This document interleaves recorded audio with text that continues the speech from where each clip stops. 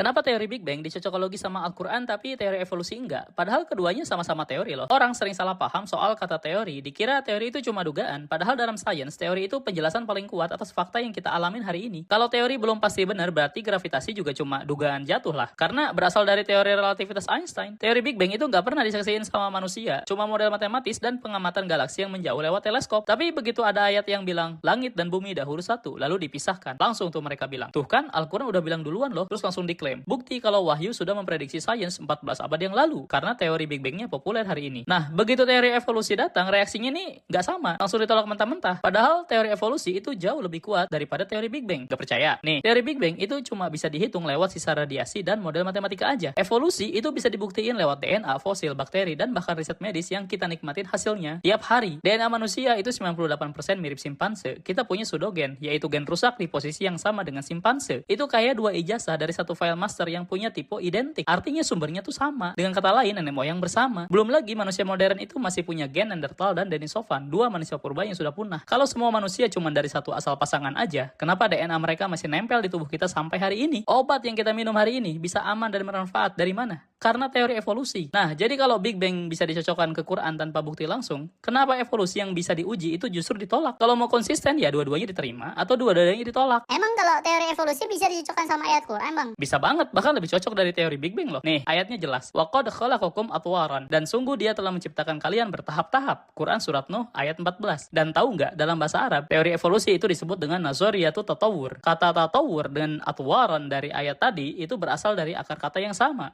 yang artinya perubahan bertahap. Jadi kalau mau cocokologi, ini justru cocokologi yang paling sempurna dibandingkan teori Big Bang tadi. Dari segi maknanya, akar katanya itu udah sama. Tapi anehnya, yang kayak gini malah nggak mau diakuin. Kenapa coba? Karena menggoyahkan iman kan? Bingung tuh pasti tukang cocokologi. Teori Big Bang itu nggak bikin kamu punya vaksin COVID hari ini. Tapi teori evolusi yang kamu tolak itu justru dasar dari semua obat dan riset medis modern hari ini. Menolak evolusi tapi minum antibiotik itu kayak nggak percaya listrik tapi minta rumahnya jadi terang. Mau belajar filsafat sains dan agama lebih banyak? Link di bio ya.